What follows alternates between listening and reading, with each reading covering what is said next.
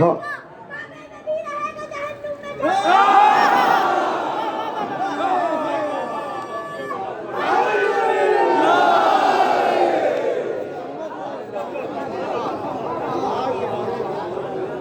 اور اللہ نے جناب موسیٰ کا تذکرہ فرمایا بتانے کے لیے کہ امامت ہماری طرف ہی سے آتی ہے. یہ موسیٰ کون ہے؟ جس نے موسیٰ کو پالا اللہ نے اس کو قرآن میں مومنوں کے لیے نمونہ بنا دیا. ارشاد ہے ضرب اللہ مثلا للذین آمنوا امرأۃ فرعون، ہم نے فرعون کی بیوی کو نمونہ بنایا ہے مومنوں کے لیے. بیوی کس کی ہے؟ کافر کی. نمونہ کس کے لیے؟ قرآن ادھوری بات نہیں چھوڑتا. دوسری جگہ ارشاد فرمایا ضرب اللہ مثلا للذین کفروا امرأۃ نوح، ہم نے نوح کی بیوی کو نمونہ بنا دیا ہے کافروں کے لیے. توجہ ہی نہیں فرمائی آپ نے. بیوی ہے فرعون کی، نمونہ مومنوں کے لیے. بیوی ہے نبی کی، نمونہ کافروں کے لیے. قرآن کا نظریہ سمجھ میں آ گیا. یہ مت دیکھو بیوی کس کی ہے، یہ دیکھو کردار کیسا ہے. یہ مت دیکھو بیوی کس کی ہے. کس لیے نمونہ بنایا؟ فرعون کی بیوی کو کیوں نمونہ بنایا؟ اس قالت رب ابن لی عندک بیتا فی الجنہ،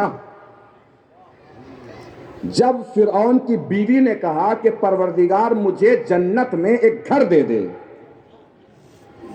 آئے ہیں آپ، دو نسبتیں ہیں. ایک نسبت سے نکل کر دوسری نسبت کی طرف جا رہا ہوں. گھر دے دے کہاں؟ جنت میں. کیوں؟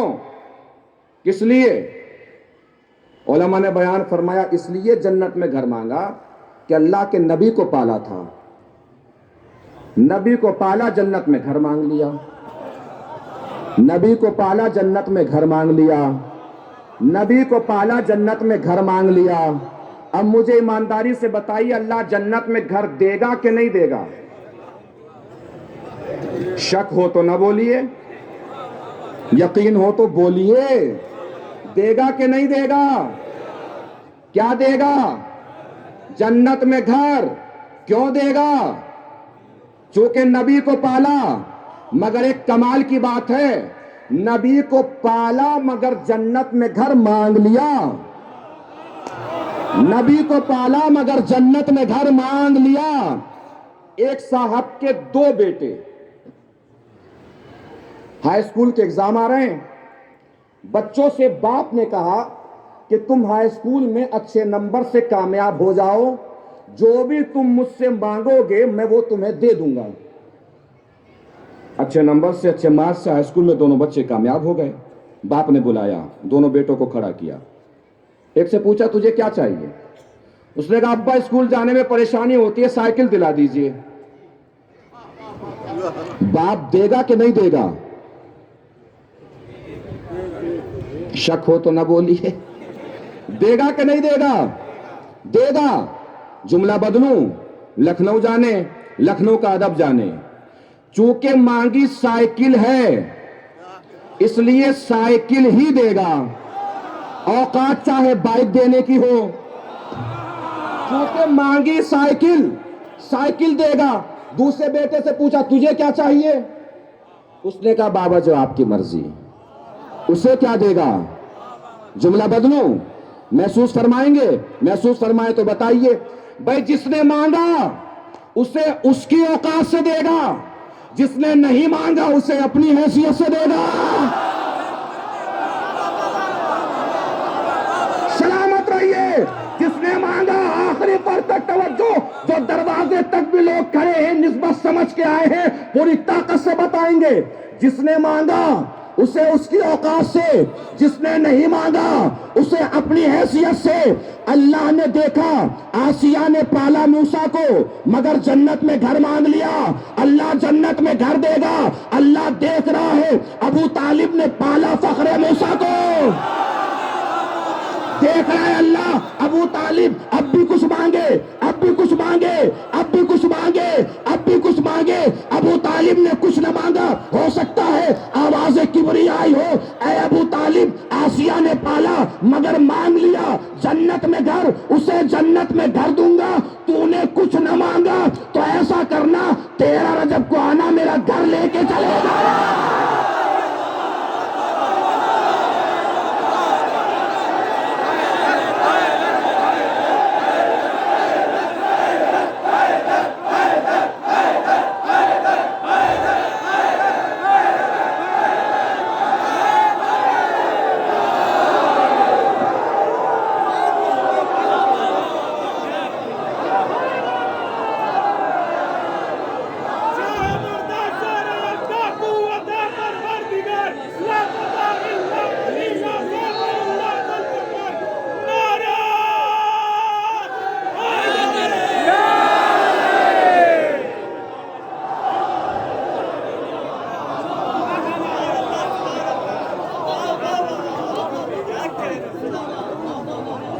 ابو طالب وہ عظیم شخصیت ہے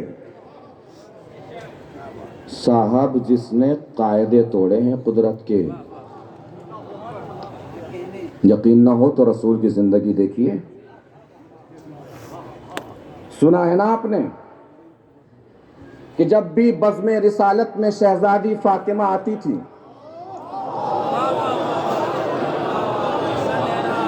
رسول پورے قد کے ساتھ کھڑے ہو جاتے تھے، پورے قد کے ساتھ، پورے قد کے ساتھ جب بھی آتی تھی، جب بھی کا مطلب ایک مرتبہ آئیں تو رسول ایک مرتبہ کھڑے ہوں گے، 70 مرتبہ آئیں تو رسول 70 مرتبہ کھڑے ہوں گے۔ رسول کیوں کھڑے ہو رہے ہیں؟ شہزادی فاطمہ کے احترام میں۔ احترام کا مطلب کیا ہے؟ شہزادی فاطمہ کھڑی ہیں تو رسول بھی کھڑے ہوں گے، شہزادی فاطمہ کھڑی ہیں تو رسول بھی کھڑے ہوں گے۔ اس کا مطلب قاعدہ طے ہو گیا کہ جب بھی فاطمہ کھڑی ہوں گی، جب بھی فاطمہ کھڑی ہوں گی رسول کھڑے ہوں گے۔ کسی نے سنا ہے کہ علی کے کھڑے ہونے سے رسول کھڑے ہوتے ہوں؟ سنا ہے کسی نے؟ لیکن لے چلیے اپنے اذہان کو بلندی پر، علی کی عظمت سمجھیں گے۔ بھائی علی کے کھڑے ہونے سے رسول تو کھڑے نہیں ہوتے تھے، لیکن علی کے کھڑے ہونے سے شوہر کے احترام میں فاطمہ کھڑی۔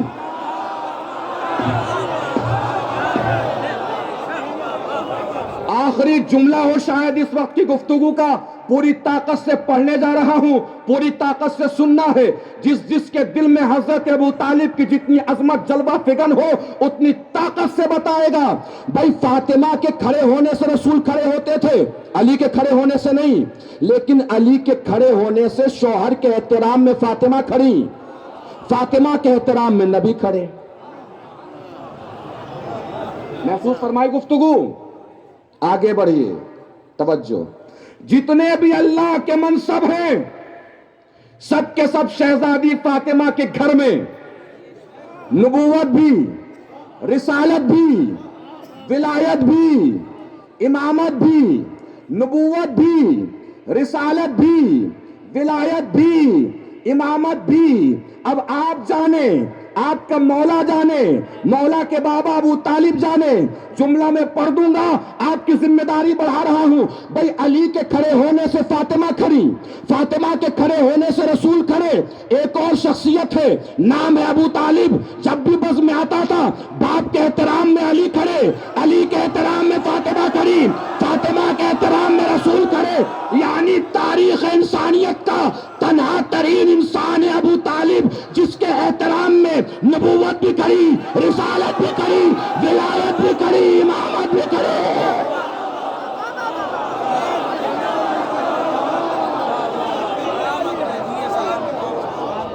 ایک صلوات پڑھیں مل جل کے بر محمد و آل محمد۔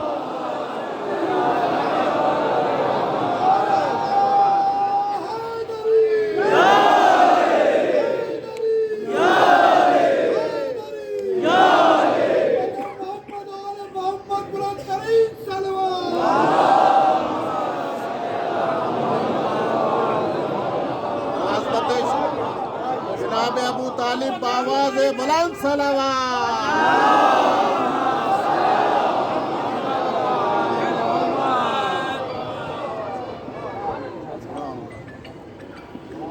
جس کا احترام اللہ کا ہر منصب کر رہا ہے دنیا اسے کافر بتا دیتی ہے. عمر ابن عبدالعزیز کا نام سب نے سنا ہی، آپ سب نے.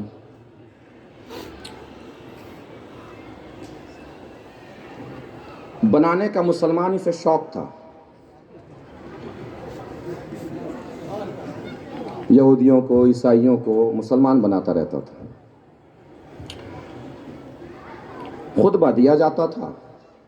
خطبے میں کیا ہوتا تھا یہ آپ سب جانتے ہیں. ایک یہودی کو بنا لیا اس نے مسلمان. اگلی صف میں بیٹھا کرتا تھا، وہ خطبہ سنتا تھا. کئی خطبے نکال دیے یہ سن سن کے کہ علی کا باپ کافر تھا، علی کا باپ کافر تھا، علی کا باپ کافر تھا. ایک دن آ گیا عمر ابن عبدالعزیز کے پاس، آ کے بولا سرکار آپ کا بڑا احسان ہے، آپ نے ہمیں دین اسلام کے دائرے تک پہنچایا، ورنہ ہم کہاں کفر کے اندھیروں میں بھٹکتے رہتے، جہنم کی آگ میں جلتے. اب جو بھی کہا انہوں نے، شکریہ مہربانی جو بھی بولا ہو. انہوں نے کہا سرکار ایک اور مہربانی فرما دیجئے. کہا بتائیے. کہ میں ابھی غیر شادی شدہ ہوں، شادی میری ہوئی نہیں ہے، اپنی بیٹی سے میری شادی کرا دیجئے. اس نے کہا یہ کیسی بات کر رہے ہو، اپنی بیٹی سے شادی کیسے کرا سکتا ہوں؟ کہا کیوں، مسلمان نہیں ہوں میں؟ کہا ہے، میرے اسلام پہ بھروسہ نہیں ہے؟ ہے. پھر کیوں؟ کہا نہیں میں نہیں کر سکتا. کہا کیوں نہیں کر سکتے؟ کہا نہیں کر سکتا. کیوں نہیں کر سکتے؟ اس نے پلٹ کے جواب دیا تو مسلمان ہے مگر تیرا باپ کافر ہے.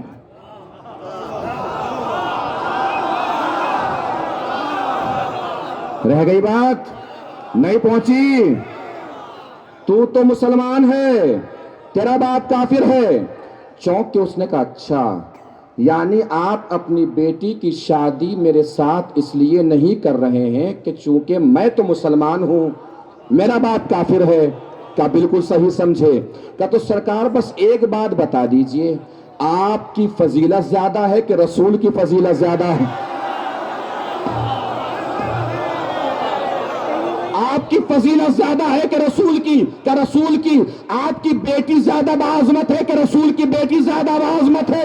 کہ رسول کی بیٹی زیادہ باعظمت ہے. تو سرکار بس مجھے اتنا بتا دیجئے، آپ اپنی بیٹی کی شادی میرے ساتھ اس لیے نہیں کر رہے ہیں کہ میں تو مسلمان ہوں، میرا باپ کافر ہے. رسول نے اپنی بیٹی علی کو کیسے دے دی اگر علی کا باپ کافر تھا؟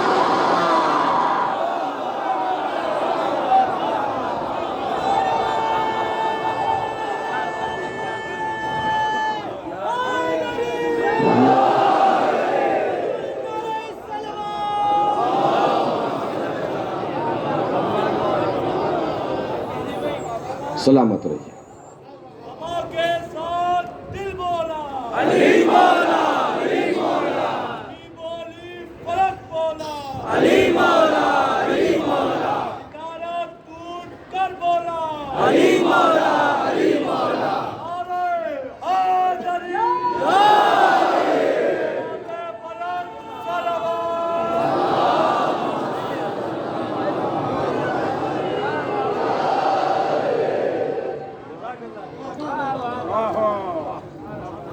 سلامت رہیے.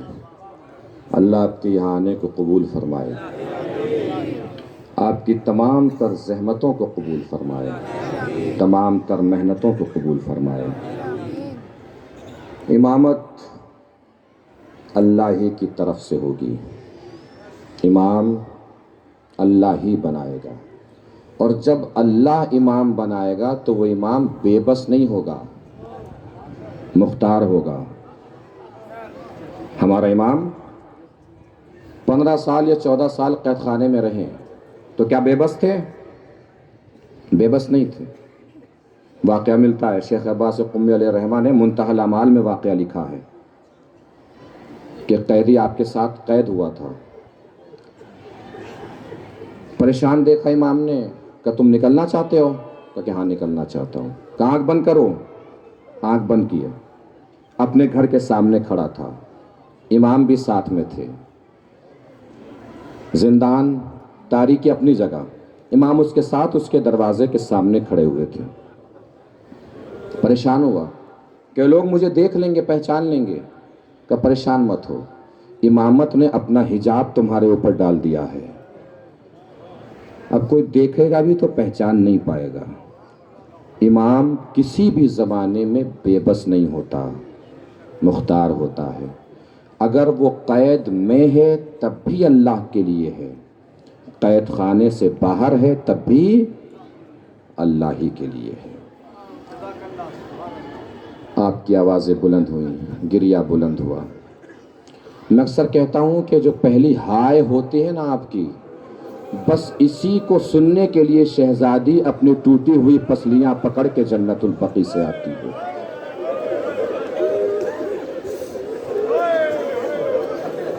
بس اسی کو سننے کے لیے آتی ہے شہزادی.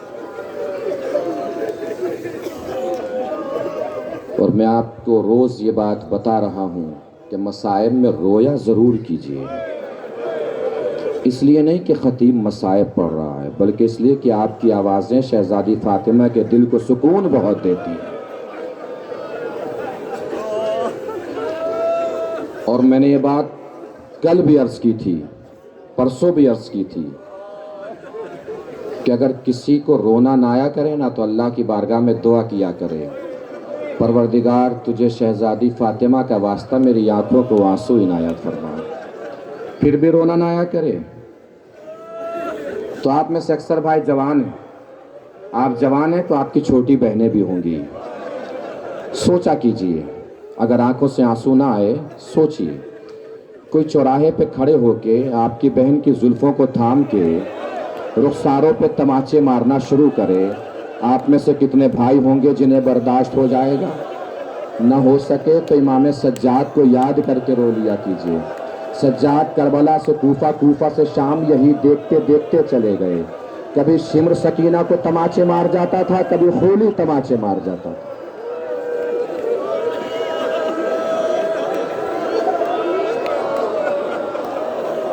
دو نسبتوں سے منسلک ہونے کے لیے آپ تشریف لائے ہیں.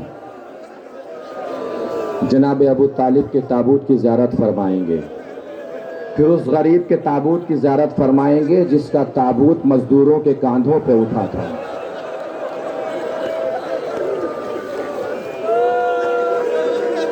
یا رسول اللہ, آئیے تشریف لائیے, روز محشر ان سب کی گواہی دیجیے گا کہ آپ کے چچا کا تابوت اپنے کاندھے پہ اٹھانے کے لیے کتنے افراد تشریف لائے. حالانکہ جب رسول کے چچا کا جنازہ اٹھا تھا تو مکے میں بھی کم تعداد نہیں تھی. بھئی سب چچاؤں کا حال سکینہ کے چچا جیسا تھوڑی ہوتا ہے.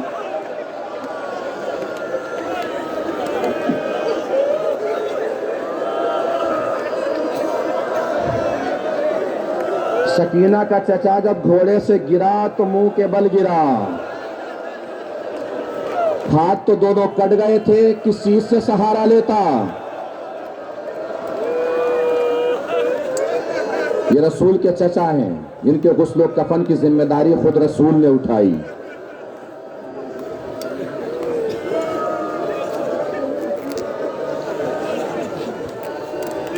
اور ادھر سکینہ کا چچا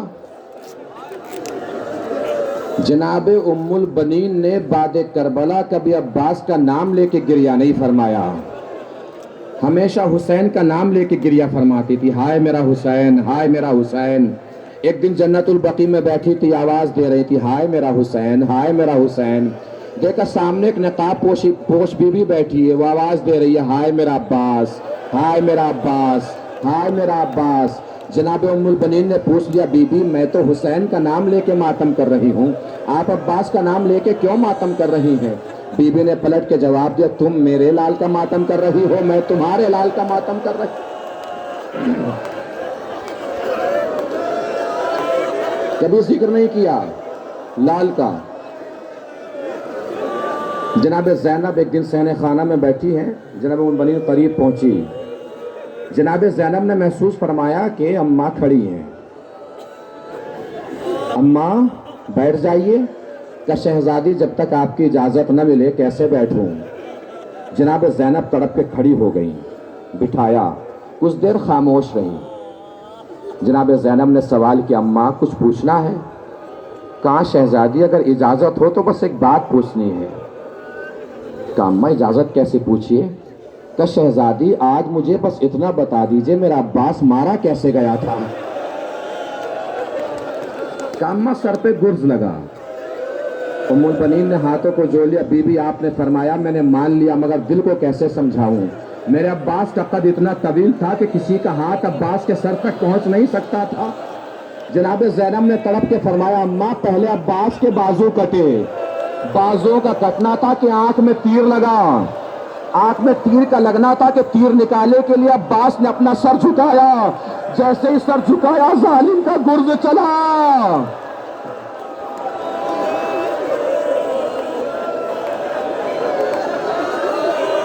یہ ہے چچاؤں کی داستان، ایک رسول کا چچا مکے میں، ایک سکینہ کا چچا کربلا میں۔ اب دو شخصیتوں کے تذکرے کو ملا دوں، دو شخصیتیں اہل بیت کے گھرانے میں ایسی ہیں جن کا لقب باب الحوائج ہے، جو اپنی جو بھی حاجتیں لے کر آئے ہوں پروردگار باب الحوائج حضرت عباس کے وسیلے سے، باب الحوائج امام موسیٰ کاظم کے وسیلے سے ان سب کی حاجتیں پوری فرما، ان سب کی دعائیں اپنی بارگاہ میں قبول فرما۔ رو رہے ہیں آپ، کہیں نہ کہیں سکینہ بھی دیکھ رہی ہوں گی، اس لیے کہ روایت میں آپ نے سنا ہے نا ذاکرین سے، جب بھی کہیں مجلس عزا برپا ہوتی ہے، شہزادی تشریف لاتی ہیں، تنہا نہیں آتی، ساتھ میں سجاد بھی ہوتے ہیں، جناب زینب بھی ہوتی ہے، جناب سکینہ بھی ہوتی ہے۔ حد ادب ہے امام سجاد وہاں بیٹھ جاتے ہیں جہاں سے آپ لوگ اندر تشریف لاتے ہیں، جناب زینب بیبیوں کے درمیان چلی جاتی ہیں، رونے کی آواز جب آپ کی بلند ہوتی ہے، سکینہ دوڑ کے پھوپھی کے پاس جاتی ہے، پوچھتی ہے پھوپھی اماں یہ لوگ ہمارے کون لگتے ہیں؟ زینب پلٹ کے جواب دیتی ہے شہزادی سکینہ یہ سب تمہارے بابا کے عزادار ہیں۔ کہ انہوں نے بابا کا گلا کٹتے دیکھا ہے؟ نہیں دیکھا۔ مجھے تماچے لگتے دیکھا ہے؟ نہیں دیکھا۔ آپ کی چادر چھینتے دیکھا ہے؟ نہیں دیکھا۔ کہ پھوپھی اماں جب یہ لوگ بغیر دیکھ کے اتنا رو رہے ہیں، اگر یہ کربلا کے میدان میں ہوتے نہ بابا کا گلا کٹتا نہ مجھے تماچے لگتے۔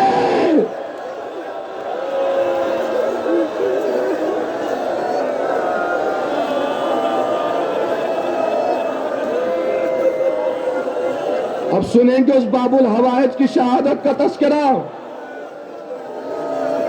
جس کا بدن 15 سال زنجیروں میں جکڑا رہا۔ دل پھٹنے کے لیے جملہ کافی تھا، زنجیریں جب ہٹائی گئی تو گوشت کے ٹکڑے زنجیروں میں لپٹ لپٹ کے آ رہے تھے۔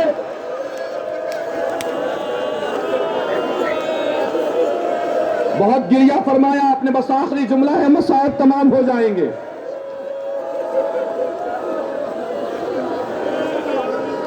علی ابن عیسیٰ سے روایت ہے، اور ایک روایت بالکل یہی مسیب سے بھی ہے، بہار الانوار میں مسیب روایت کرتے ہیں کہ میں امام سے ملنے گیا، امام نے مجھ سے فرمایا مسیب ہم تم سے بہت جلدی جدا ہونے والے ہیں، پیٹیے گا سینہ، رونے کی آوازیں رکنی نہیں چاہیے۔ اس غریب کے لیے رونے آئے ہیں کہ جس کا جنازہ اٹھانے کے لیے 3 دن تک شہزادی فاطمہ کی آواز پل پہ گونجتی رہی۔ ہو سکتا ہو بی بی پسلیوں کو پکڑ کے دیکھ رہی ہو، کون کون میرے غریب موسیٰ کاظم کے اوپر آنسو بہا رہا ہے۔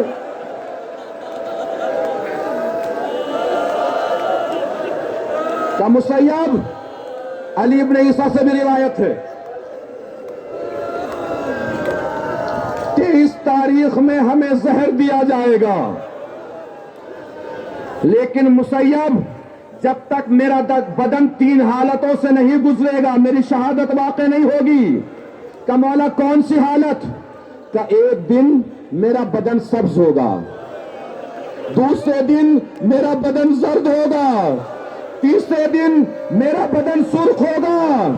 اب تینوں کیفیتیں سناؤں گا, مصائب تمام ہو جائیں گے. رو لیجیے گا جتنا رونا ہوگا, دے لیجیے گا غصہ جتنا دینا ہوگا. کہ مولا تین حالتوں کا سبب کیا ہے؟ کہ مسیب پہلے مجھے زہر دیا جائے گا, زہر کے سبب میرے بدن کا رنگ سبز ہو جائے گا, مگر میری شہادت واقع نہیں ہوگی.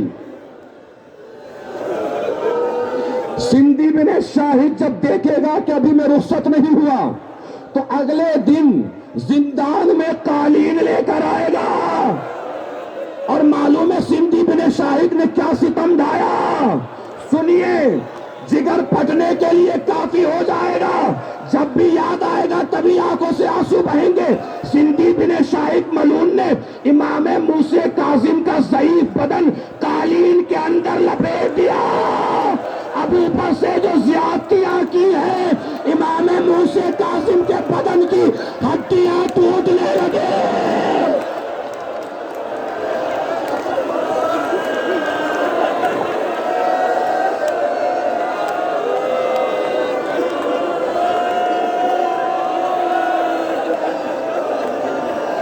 بس آخری جملہ, مصائب تمام, آخری ستم مصائب تمام.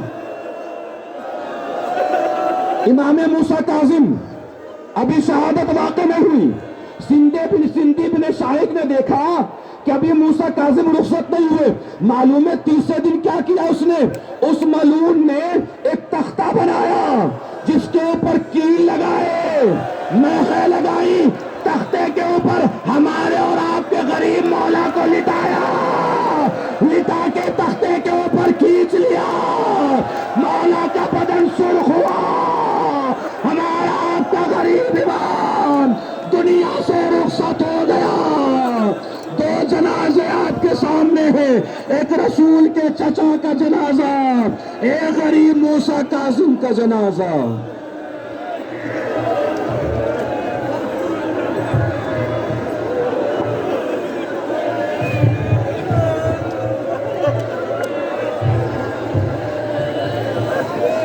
جنازہ ہے یہ قیدی کا, جنازہ ہے یہ قیدی کا,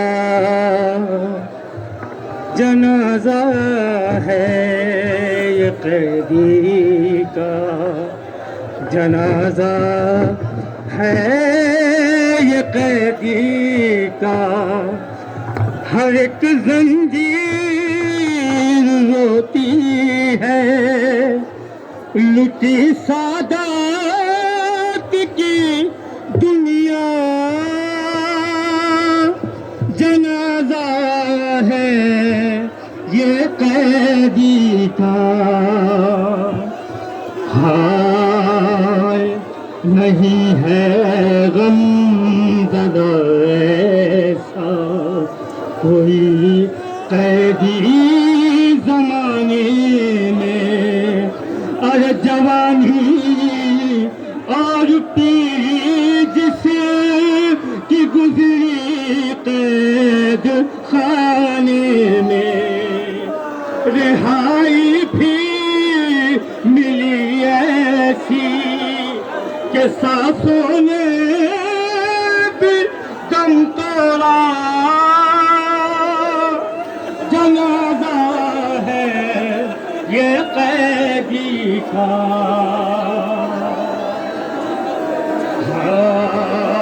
ہر قضا کے بعد بھی زنجیر میں جکڑا ہوا ہے یہ, اور بدن نیلا ہے سارا خون میں ڈوبا ہوا ہے یہ, اور جگر کے ہو گئے ٹکڑے, نہ جانے زہر تھا کیسا.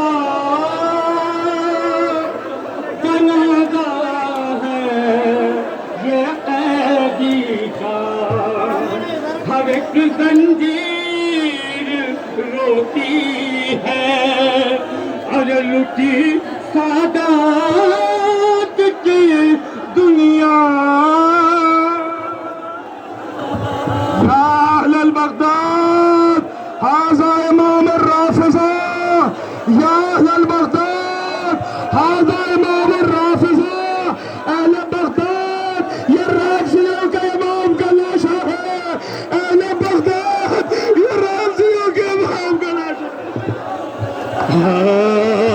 ماتم اٹھایا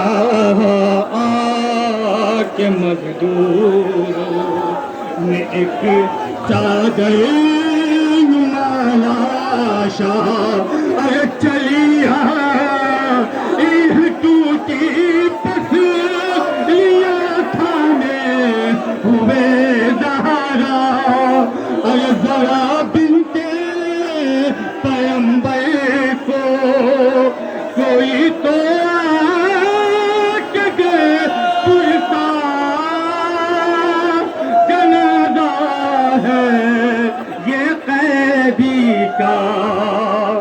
ہر ایک زنجیر روتی ہے لٹی سادات کی دنیا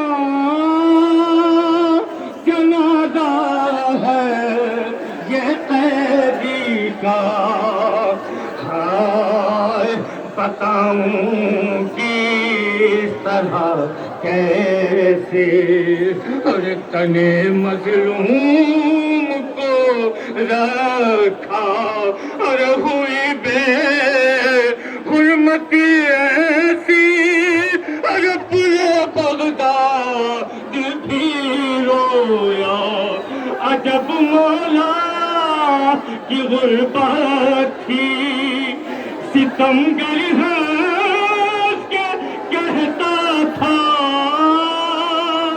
جنازہ ہے یہ قیدی کا ہر ایک زنجیر روتی ہے لٹی سادات کی دنیا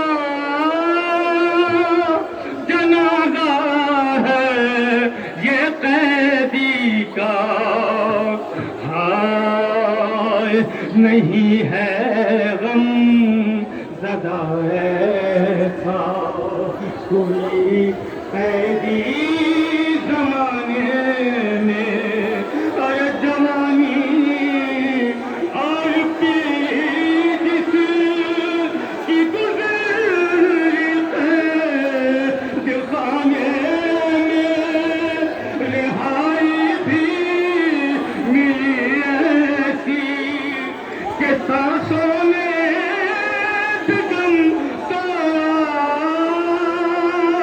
جنازہ ہے یہ قیدی کا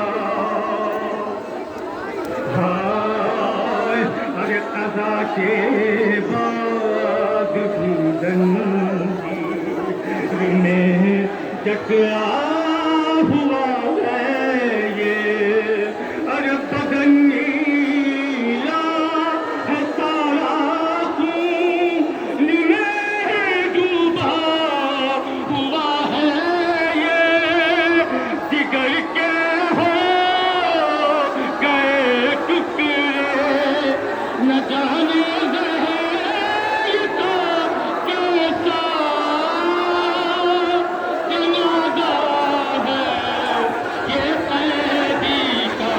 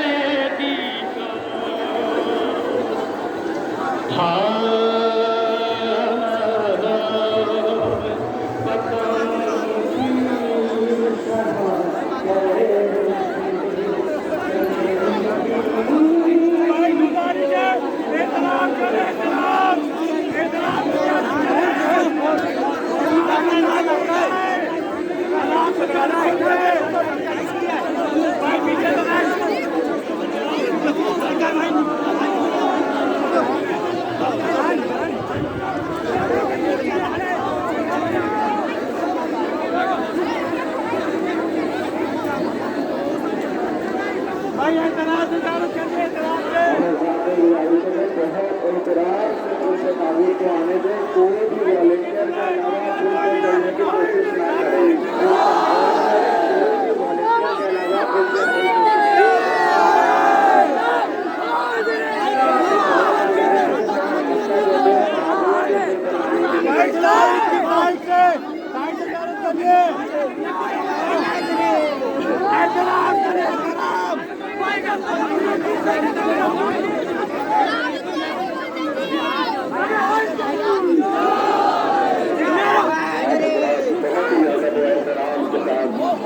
آگے کرے غریب کا جنازہ ہے، بدن زخموں سے چور چور ہے، اس بات کا خاص خیال رہے کہ بدن زخموں سے چور چور ہے۔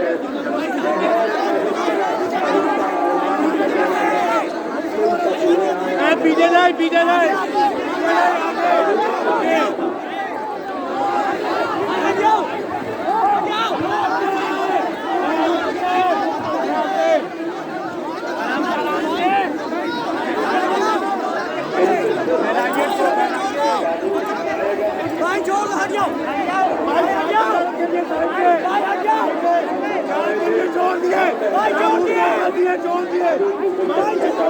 یاد کی ذمہ داری ہے، یاد کی ادا ہے، یاد کی ذمہ داری ہے، کسی کو چوٹ نہ لگنے پائے، بہت احترام کے ساتھ آپ کا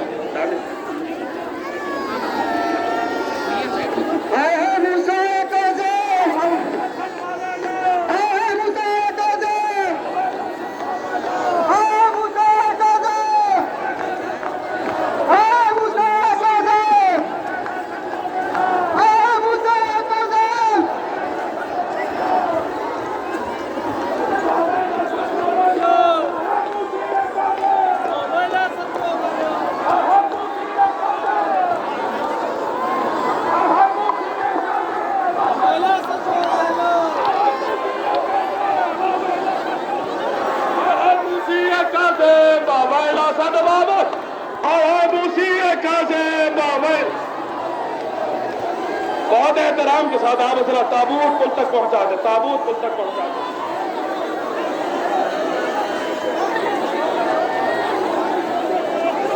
مومنین سے گزارش ہے کہ تابوت چھوڑ کے پیچھے ہٹ جائیں۔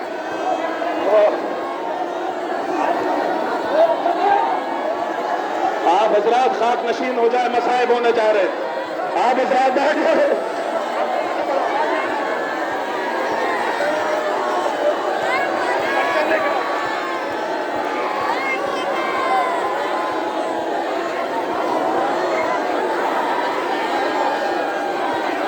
حضرات خاک نشین ہو جائیں، مصائب ہونے جا رہے ہیں۔ بسم اللہ الرحمن الرحیم، انا للہ و انا الیہ راجعون، السلام علی مصعد المرغوب بحلق الغیوب والجنازۃ منادى علیہ بجم الاستغفار۔ اور ایک قیدی قید سے رہا ہوتا، 14 برسوں کی قید تمام ہو گئی، میرا امام قید سے رہائی پا گیا، مگر انداز مختلف ہے۔ وہ اور قیدی ہوتے ہیں تو جب رہا ہوتے ہیں تو زنجیریں کاٹ دی جاتی ہے، ہتھکڑیاں جدا کر دی جاتی ہے، بیڑیاں کاٹ دی جاتی ہے۔ یہ دنیا کا وہ واحد قیدی ہے جس کا جنازہ بغداد کے قید خانے سے جب مزدور لے کے نکلے تو ہاتھوں میں ہتھکڑیاں، پیروں میں بیڑیاں، کمر میں لنگر، گلے میں دوک۔ اللہ اکبر! یہ جو زنجیریں ہیں، کیسی زنجیریں تھی میرے مولا کی؟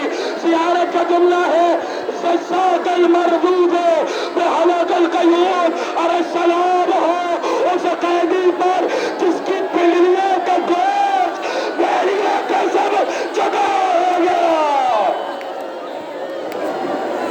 اجرکم اللہ، جعلکم اللہ من الماکین۔ بیان کرے، کریا فرمائے۔ جناب معصومہ آئی ہوں گی، امام رضا تشریف لائے ہوں گے، آپ حضرات بیٹھ جائیں، بیٹھ جائیں، بیٹھ۔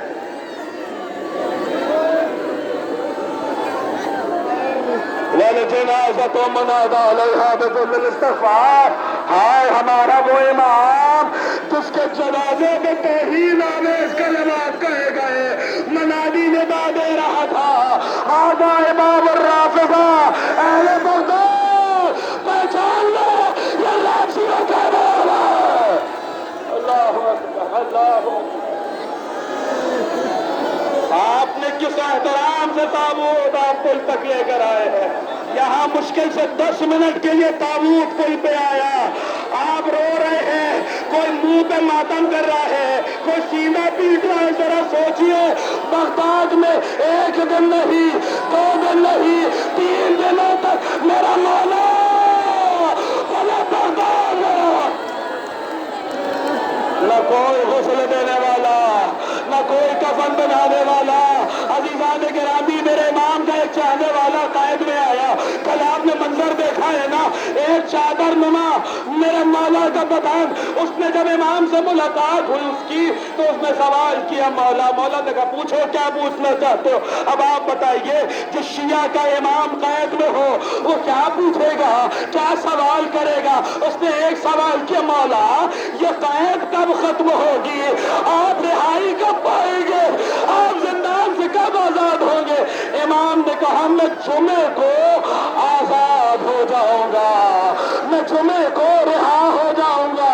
कहने लगा मौला आप जुमे के दिन रिहा हो जाएंगे। कहने लगा हाँ रिहा हो जाऊंगा। मौला अच्छा बताइए रिहा होके कहाँ आएंगे, हम आपकी जियारत कहाँ करें। इमाम ने कहा जुमे के दिन पुले बगदाद से आ जाएगा, तुम्हारा इमाम तुम्हें पुले बगदाद से मिलेगा। वो जाने वाला खुशी खुशी घर गया, जो मिलता है उससे कहता तुम्हें पता मौला रिहा होने वाले हैं, तुम्हें पता इमाम रिहा होने वाले 25 रजब जुमे के दिन पुले बगदाद में बुलाया है। ये जाने वाला खुशी खुशी पुले बगदाद पे आया, क्या देखा एक मजमा है, मजमे को चीरते हुए अब जब पुल पे आया तो क्या देखा, एक लाशा पड़ा है जिसके हाथों में गलियां है, पैरों में बेड़ियां है, मनादी ने कहा मेरा देखो ये राशियों का बात। अजरकुम अल्लाह अजरकुम अल्लाह। बस आखिरी जुमले सुनिए, जनाब सैयदा को कुर्सा पेश कीजिए, इमाम ज़मान को कुर्सा पेश कीजिए। अज़ीज़ान गिरामी, जिसकी एक बेटी हो वो मुतमईन रहता है कि मेरे जनाजे पे कोई आए ना आए, मेरी कोई रोने में तकल्लुफ ना करे। इसलिए सुनिए कि सुनिए, एक बेटी हो तो इंसान मुतमईन रहता है, कोई आए ना आए मेरे जनाजे की ज़ीनत मेरी बेटी बनेगी। जिसके 4 बेटे हो वो मुतमईन मरता है, कोई मेरे जनाजे में आए ना आए, खुदा ने मुझे 4 बेटे दिए हैं, मेरे जनाजे को पैदा दे लेंगे। जरा दिल पे हाथ रख के बताइए, जिसके 18 या 19 बेटे हो, 18 या 19 बेटियां हो, एक बेटी नहीं आ पाई, एक बेटा नहीं आ पाया, 4 मजदूर एक तख्ते में 3 दिनों तक आख मजलिस तो 3 दिनों तक लाशा पुले बगदाद पे रखा रहा। 3 दिनों के बाद सुलेमान अब्बासी के कानों में आवाज आई, ये कैसा शोर है, ये राफजियों का इमाम है जिसका लाशा पुले बगदाद पर है। बेटों को हुक्म दिया तलवारें निकालो, इमाम का लाशा अपने कब्जे में लो। तलवारें निकली, नीचे इमाम का जनाजा उठाया गया। अब जो इमाम का जनाजा उठा, जितने चाहने वाले थे अपने घरों से बाहर आए, मकाबिर कुरैश में ले जाके इमाम को सुपुर्द खाक कर दिया। मैं दस्ते अदब छोड़ूंगा मौला, बड़े जुल्म है, बड़े मसाइब है, मगर कैद तमाम हो गई, आप दफ्न हो गए, गुस्ल दे दिया गया, कदम बना दिया गया, मगर हाय करबला एक लाशा है तुझे उसका खून से गुस्ल दिया गया, खाक शफा का कदम दिलाया गया, बोलो किताबों से हिदायत किया। अल्लाहुम्मा अज्जिल वलियकल फराज। बहुत एहतराम से आप हजरात का अंदाज़े, बदन जख्मों पे चोर चोर है, इमाम के बदन पे जंजीरें हैं। बहुत एहतराम से आप हजरात का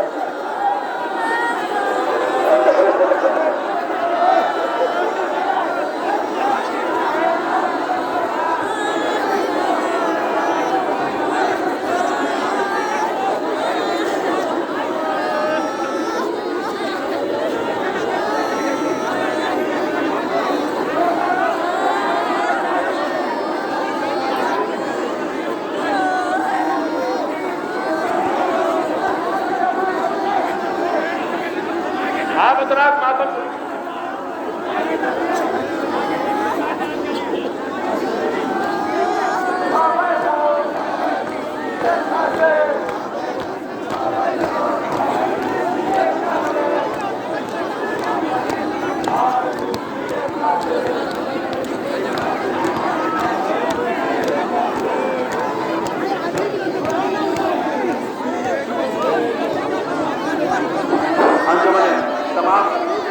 انجمن آئے ماتمی سے گزارش ہے کہ وہ اپنا دستہ لگا دیں. انجمن دعائے زہرا سے گزارش ہے کہ وہ اپنا دستہ سب سے آگے لگا. اس کے بعد تمام انجمنوں سے گزارش ہے کہ وہ اپنے آپ حضرات ماتم کرتے ہوئے تابوت کے ہمراہ چلیں. ماتم کرتے ہوئے تابوت کے ساتھ چلیں. انجمن آئے ماتمی سے گزارش ہے کہ اپنے اپنے دستے لگا لیں. پبلک کو ہٹاؤ, انجمن دعائے زہرا سے گزارش ہے تم جاؤ, پبلک کو ہٹاؤ, ادھر آئے گا پیچھے, ممبر پہ آئے گا, ابھی ممبر پہ آئے گا, پیچھے ہٹاؤ. جاؤ نہیں ادھر ہی جاؤ, تم واپس آگے سے ہٹاتے رہو. چلے ٹھیک ہے.